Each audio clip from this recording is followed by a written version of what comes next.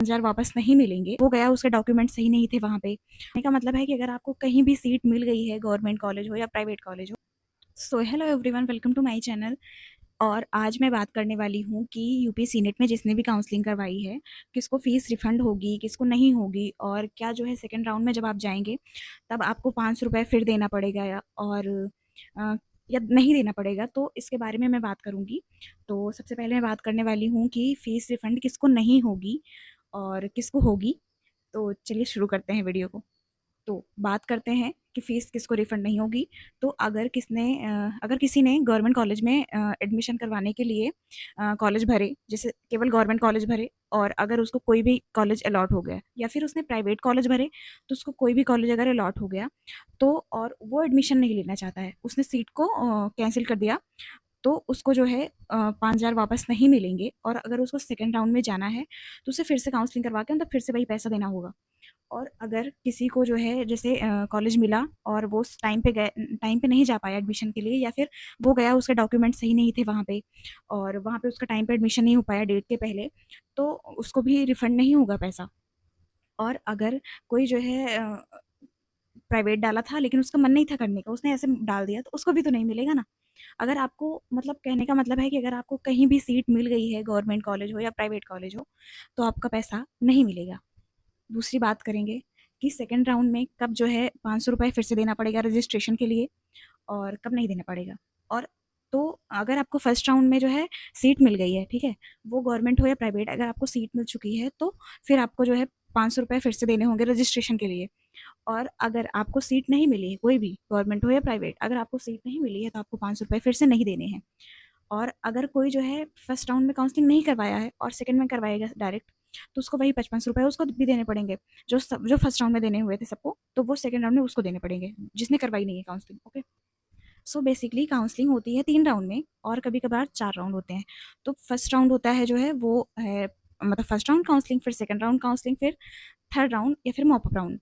और last year हुई थी स्ट्रे वैकेंसी राउंड। तो अगर आपकी जैसे कोई सीट बची रह गई, लेकिन वो ऐसे होती है कि कुछ कैटेगरी के लिए ही होती हैं, वो मतलब सीट्स मिलती हैं उन्हें, तो इस वजह से जो है वो केवल उन्हीं के लिए होती है, बाकी तो 3 राउंड बेसिकली सबके लिए होता है। और रही बात इसकी, तो मैक्सिमम सीट फिल हो जाती हैं फर्स्ट राउंड में, फिर सेकंड राउंड में, थर्ड राउंड में बहुत कम सीट बचती हैं। और वैसे भी सीट बहुत ज़्यादा कम है, क्योंकि यूपी में इतने ज़्यादा बच्चे देते हैं एग्ज़ाम और सीट बहुत ज़्यादा कम है, तो इस वजह से हाई कट ऑफ जाती है। अब बात करेंगे कि आपको ये पैसा कब तक मिलता है ना। तो ये पैसा आपको अक्टूबर नवंबर में मिल जाता है, और मुझे जहाँ तक पता है कि मुझे नवंबर में मिला था। और जब मैंने 2024 में काउंसलिंग करवाई थी तो मुझे लगा कि ये मुझे पैसा नहीं मिलेगा, क्योंकि उस बार गलती ये हुई थी कि जिस साइबर कैफ़े में मैंने करवाया था काउंसलिंग, उसके अकाउंट में आया था, तो उसने बताया भी नहीं कि आया है कि नहीं आया, तो मुझे पता नहीं चला। फिर मैंने कन्फर्म किया, कई जगह पे बात करी, और मैंने अपना वेबसाइट पे चेक किया, अपने मतलब लॉगिन करके अपना आईडी, तो उसमें था कि मुझे वो रिफ़ंड हो चुका है पैसा। तो आप ये जो है जब काउंसलिंग करवाएँ, तो सबसे पहले ज़रूरी है कि वो काउंसलिंग आप किसी भरोसेमंद इंसान से करवाएँ, कि क्योंकि अगर आप काउंसलिंग करवाते टाइम जिस अकाउंट से पैसा कटवाते हैं तो उसे मिलता है। लेकिन अब तो एबीबीएमयू की वेबसाइट पे जो है इस बार जो है नया चीज़ देखने को मिला था कि आप पहले अपना अ, मतलब अकाउंट डिटेल फिल कर दो, ताकि जो है जो भी काउंसलिंग का पैसा उसी अकाउंट में जाएगा। नहीं तो उस साल ऐसा हुआ था कि जिसने, क्योंकि सारे बच्चे साइबर कैफ़े में करवाते हैं, तो साइबर कैफ़े वाले कुछ बच्चों को दे भी नहीं रहे थे पैसे। तो साइबर कैफ़े में मत करवाओ, मैं तो कहती हूँ, क्योंकि लास्ट फ़ीस पेमेंट होता है, तो आप बाकी चीज़ें करवा लो। फ़ीस पेमेंट मतलब फ़ीस पेमेंट आप खुद कर सकते हैं। उसके बाद का प्रोसेस जो होता है, जैसे चॉइस फिलिंग हो गई, तो आप ये जाकर के साइबर कैफ़े में करवा लो। ओके।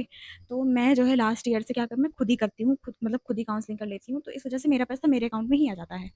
ओके। तो आप इस चीज़ का भी ध्यान रखिएगा, क्योंकि ये चीज़ें हो सकती हैं गलती से उसी अकाउंट में ट्रांसफ़र कर दी जाएँ, तो आपको बड़ा झंझट हो जाएगा, क्योंकि आप साइबर कैफ़े से मतलब क्या प्रूफ़ देंगे। मेरा जो मैंने बात करी थी जाके साइबर कैफ़े में, तो पहले तो उसने कहा नहीं आया है ऐसा कोई पैसा। फिर मैंने उसको सारा प्रूफ़ दिया कि आपके ही ट्रांज़ैक्शन में, मतलब आपका ही आईडी में आया है, जो जिसने आपने ही ट्रांज़ैक्शन किया था मेरा। और उसके बाद उसी सेम अकाउंट में आया है, यूनिवर्सिटी की तरफ से बोल रहे हैं वो लोग। तो फिर उसने 1-2 दिन बाद बोला कि हाँ, पैसा तो आया है। और फिर लेकिन उसने मुझे 2 महीने बाद दिए थे वो पैसे, क्योंकि बोला अभी तो नहीं है मेरे पास, मैं बाद में दूँगा। तो इस वजह से आप ऐसी गलती बिल्कुल भी मत करना, ओके? और हाँ, अगर आपको गवर्नमेंट कॉलेज ही चाहिए, आपको प्राइवेट कॉलेज नहीं चाहिए, तो आप प्राइवेट कॉलेज मत भरिएगा, क्योंकि अगर आप प्राइवेट कॉलेज भर देंगे तो आपको अलॉट हो जाएगा, फिर आपका 5,000 रुपए भी चला जाएगा, है ना? तो अगर आपको एडमिशन लेना है, तभी आप जो है कॉलेज भरिएगा, ओके? ये मेरी एडवाइस है आपको, क्योंकि मुझे last year GSVM Kanpur allot हुआ था DMLT में, और सबने बोला कि तुम भर दो, मतलब फिर लास्ट में एडमिशन नहीं होगा, मेरा 5,000 तो चला गया ना। तो इस वजह से जब भी आपको कॉलेज लेना हो, 100% आप श्योर हैं कि आपको प्राइवेट करना ही है, तभी आप प्राइवेट कॉलेज भरिएगा। क्योंकि मुझे जो है जैसे रहता है कि मैं गवर्नमेंट कॉलेज से ही करूँगी, तो मैं सिर्फ गवर्नमेंट कॉलेज भरती हूँ सारे राउंड में, तो नहीं मिलता तो पैसा भी वापस आ जाता है। ओके, तो वीडियो यहीं तक रहेगी, फिर मिलते हैं नेक्स्ट ब्लॉग में। आपको जिस टॉपिक पर वीडियो चाहिए होगा मैं बना दूंगी। Okay, bye bye.